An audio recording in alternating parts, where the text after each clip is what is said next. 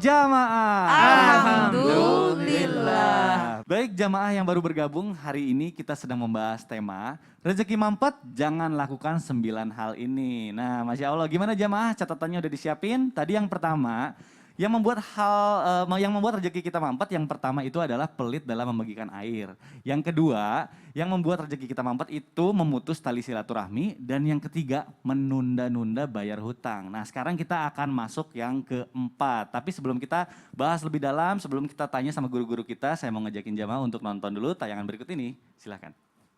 Kenapa lah bang kamu habiskan es krim adikmu? Mana ada? Loh, tapi kata adikmu kamu yang habisin. Orang dia kok yang ngabiskan es krimnya sendiri. Umi ini pun tak apa pilih kasih. Apa-apa salah bang, semua salah bang. Udah lama sekali pun aku kayak gini.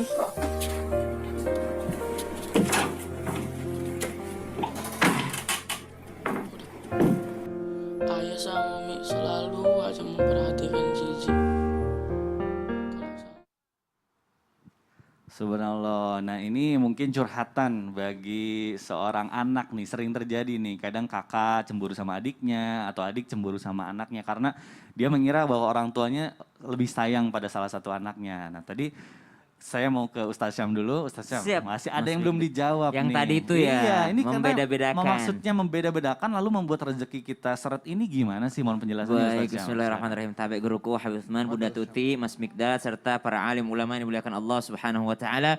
Rabbi syrah li sadri wa yassir li amri wahlul 'uqdatam min lisani yafqahu qawli. Maka subhanallah, ada satu sifat yang tidak disukai oleh baginda Nabi sallallahu alaihi wasallam.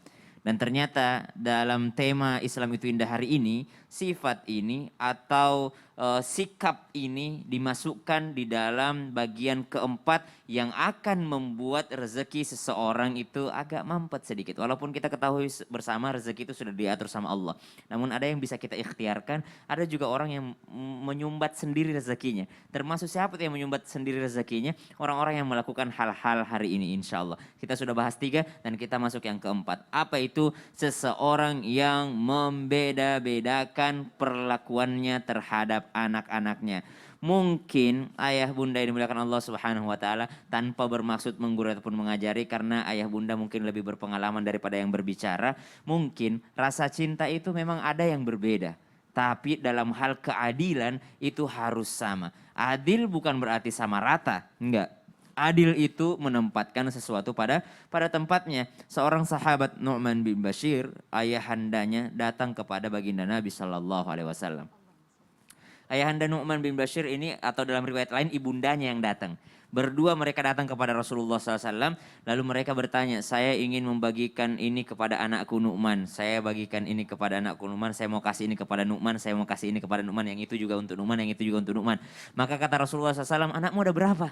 Anakku ada sekian, sekian, sekian. Bukan Nu'man saja kan? Bukan. Kalau begitu, maukah engkau supaya anakmu berbakti semua kepadamu? Maulah ya Rasulullah. Kalau begitu kasih semuanya. Jangan kau beda-bedakan satu dengan yang lainnya. Walaupun yang satunya lebih saleh, walaupun yang satunya lebih baik, walaupun yang satunya adalah seorang ahli ibadah. Tetap orang tua adalah adil terhadap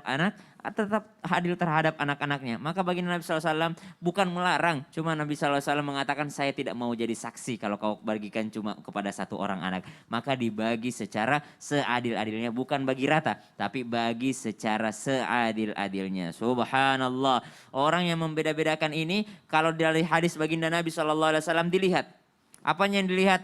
Ketika dia membeda-bedakan anaknya, pasti perlakuan anaknya kepada orang tuanya juga akan berbeda-beda. Sedangkan kita, bagian daripada ketakwaan itu adalah ketika seseorang berbuat baik, berbuat keadilan. Takwa itu termasuk di dalamnya keadilan. Maka seseorang ketika berbuat adil, maka dia termasuk orang yang bertakwa. Dan ketika seseorang berbuat bertakwa, maka Allah akan berikan rezeki kepadanya. Al-Quran mengatakan, dalam Al-Quran Allah Subhanahu wa taala berfirman, ba'da naqul a'udzubillahi minasyaitonir rajim. Wa idza ta'adzana rabbukum la in syakartum la azidannakum wa la in kafartum inna 'adzabi lasyadid. Dalam surah Ibrahim ayat 7 Allah katakan, la in syakartum la azidannakum. Kalau kau bersyukur, pasti aku tambahkan. Nih pertanyaan buat brotherku, Oke. Mikdad. Di sini Allah katakan, kalau kau bersyukur, aku tambahkan. Bersyukur, aku tambahkan. Pertanyaannya, bersyukur kepada siapa? Harusnya kepada Allah ya Ustaz. Iya. Tapi ayat itu enggak bilang la in syakartum ala Allah, enggak. Tapi Oh, tidak la in syakartum la azidannakum. Langsung, kalau kau bersyukur, aku yang tambahin. Allah enggak kasih di situ objeknya. Siapa Oh, kepada siapa kita kepada bersyukur? iya. Artinya adalah kalau kau pandai bersyukur kepada siapapun itu, maka aku Allah yang akan tambahkan. Anak bersyukur kepada orang tuanya. Terima kasih Ma, terima kasih Pak. Orang tua bersyukur kepada anak-anaknya. Nah, terima kasih Nak sudah menjadi anak-anak soleh kepada Bapak. Terima kasih Nak menjadi anak soleh kepada Bunda. Maka insya Allah Bunda pun akan berbuat adil kepada kalian. Termasuk tidak bersyukur orang tua kalau dia membeda-bedakan anaknya. Kenapa tidak bersyukur? Karena Allah yang kasih Anda 4 anak. Allah yang kasih Anda 5 anak, Allah yang kasih Anda 7 anak. Kenapa Anda membeda-bedakan satu dan yang lainnya? Maka subhanallah, semoga kita terhindar daripada sifat membeda-bedakan perlakuan terhadap anak-anak kita. Amin, amin ya robbal alamin. Baik, tadi bicara soal hal-hal yang membuat rezeki mampet ya tadi kita masih bahas dulu terhadap anak yang dibeda-bedakan oleh orang tuanya. Nah sekarang ada hubungannya sama orang tua. Nah saya mau ke Bunda Tuti. Baik, Kak Bunda, Mikdad. Iya, nah Kak. ini bicara soal rezeki memang gak ada habisnya. Iya. Tapi ini katanya yang berikutnya ini apa benar ada hal yang membuat rezeki kita mampet kalau misalnya kita tidak menjaga hubungan baik dengan orang tua. Ini seperti apa sih penjelasannya? Baik, Kak Mohon Mikdad. penjelasannya silakan Bunda. Insya Allah baik. Afwan Habib, Afwan Kasyam, Afwan para guru-guru semuanya yang ada di rumah. Bismillahirrahmanirrahim. Allahumma sholli ala Sayyidina Muhammad wa ala ali Sayyidina Muhammad. Hal kelima yang bisa membuat rezeki mampet adalah perhitungan dengan orang tua. Ini ada kaitan dengan orang tua. Kalau kita sebagai anak hitung-hitungan dengan orang tua, apa yang sudah orang tua berikan kepada kita sesungguhnya tidak akan pernah sanggup untuk memberikan balasan daripada yang sudah diberikan kasih sayang, perhatian, pengorbanan, perjuangan orang tua kepada kita. Maka sebagai anak, kalau kita ingin berkah rezeki kita, muliakan orang tua. Kalau orang tua ada kepentingan, ada keperluan, jangan sampai orang tua minta.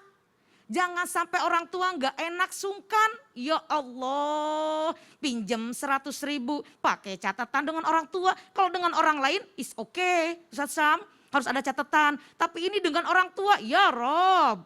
Kalau kita hitung-hitungan dengan orang tua, hitung setetes air susu yang diberikan ibu kepada kita. Bayangkan 1 tetes air susu menyambung hidup kita, bertahannya hidup kita.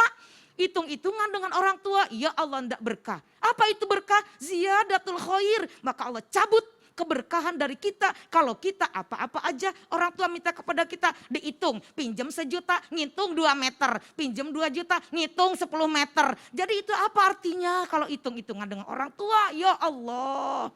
Bukankah orang tua yang mengandung kita?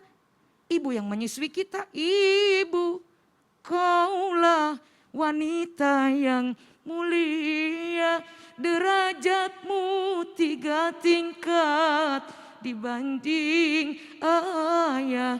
Kau mengandung, melahirkan, menyusui, mengasuh dan merawat, lalu membesarkan putra putrimu ibu. Jangan sampai kita ada hitung-hitungan dengan orang tua. Perbanyak memuliakan orang tua. Kalau kita mampu, kalau kita ada, jamin orang tua seperti orang tua menjamin kita. Jangan sampai kita pelit kepada orang tua, apalagi hitung-hitungan. Makanya malaikat akan memberikan doanya kepada kita. Ada orang yang meminjamkan uang, ada orang memberikan kemudahan, pertolongan kepada orang lain, tapi ini kepada orang tua. Jangan istilahnya hitung atau pinjam meminjam.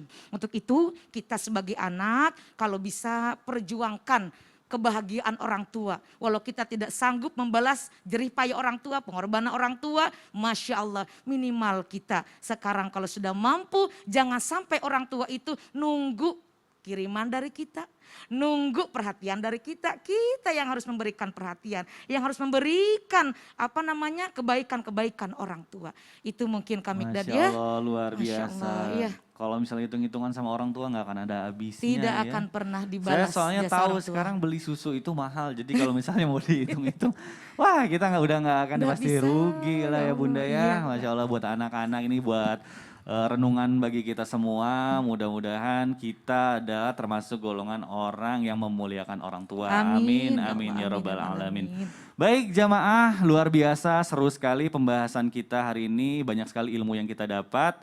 Nah ini banyak sekali pertanyaan yang sudah masuk ke kolom komentar sosial media Islam itu Indah.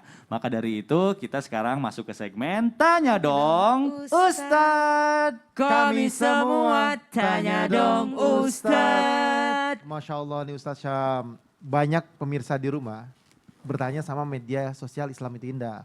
Yang dimana mereka pengen dijawab sama Ustadz Syam. Dan insya Allah hari ini Syam bersama dengan Habib Uthman yang akan menjawab pertanyaan mereka juga Habib ya. Ya, khair, insya Allah. Insya Allah. Ada 2 pertanyaan yang sudah terpilih insya Allah. Dan mudah-mudahan juga menjadi jawaban. Karena pertanyaan itu biasanya 1 orang aja yang mewakili, yang lain merasa terjawab juga. Betul. Dan insya Allah dan 2 ini cukup mewakili yang lainnya. Bismillahirrahmanirrahim. Assalamualaikum Habib. Waalaikumsalam warahmatullahi wabarakatuh. Maaf saya mau tanya. Boleh, tafadhol. Suami saya suka chatting dan dengar curhatan teman-teman kenalannya di media sosial. Walaupun suami itu benernya suka kasih tausiah sih ke teman curhatnya itu. Tapi itu membuat saya tidak nyaman. Kalau saya ingatkan dia marah. Apa ini dapat membuat rezeki agak susah? Terus apa yang harus saya lakukan? Terima kasih sebelumnya Ustadzah Habib. Astaghfirullahalazim, summa na'udzubillah. Wala taqrabu zina innahu kana fahishatan wa sa'a sabila. Janganlah kamu mendekati zina. Sungguhnya zina itu adalah suatu perbuatan yang keji dan suatu jalan yang sangat buruk. Diawali dengan ngobrol, lama-lama teleponan, ngobrol lagi, ngajakin jalan, ketemuan, jalan lagi. Astagfirullahalazim. Dan Rasulullah Shallallahu Alaihi Wasallam menegaskan bahwa zina akan memutuskan jalan rizki manusia tersebut. Sehingga manusia tersebut jauh daripada keberkahan dalam sebuah kehidupannya. Begitu Ustaz Syam. Berarti bagusnya Habib kalau misalnya ada yang curhat terus misalnya mau ngasih wejangan, tausiah itu jangan jalur direct ya. Betul. Jangan berdua-duaan Betul. gitu Habib ya. Lebih Kan baik kalau berduaan temannya? setan. Setan. Ketika ada setan harusnya lewat yang lebih umum lagi ya, seperti fitnya atau yang lebih umum gitu ya Habib ya. Betul. Masya Allah. Gantian Ustaz Syam, giliran aneh Baik nanya. Habib. Assalamualaikum warahmatullahi wabarakatuh. Ustaz Syam. Waalaikumsalam warahmatullahi wabarakatuh. Bagaimana cara memperlancar rizki? Sekarang saya kadang merasa putus asa dengan keadaan ini. Aku ingin menutupi utang-utang saya. Mana aku mau lahiran pula, tapi aku tak bisa untuk menunda bayar utang. Tak ada yang bisa aku jual untuk menutupinya. Cuman bisa berusaha dan berdoa. Terima kasih. Tafadhol Ustaz Syam.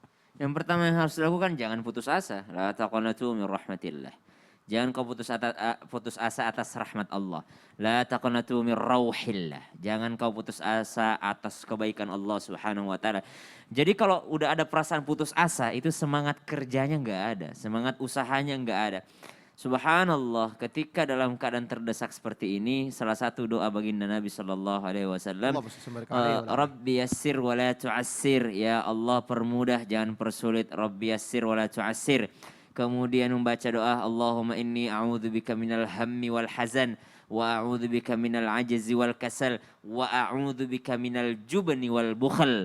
Ya Allah, aku menghindari daripada hutang itu. A'udzubika min ghalabatid dain, dari lilitan hutang. Tapi di sebelumnya Rasulullah ajarkan, ya Allah aku berlindung daripada sifat malas. Karena biasanya yang terlilit hutang dan dia susah untuk membayarnya karena emang males dari awal. Nggak mau berusaha untuk membayar, giliran ada duit dipakai untuk keperluan yang lain dulu. Padahal nggak penting-penting amat.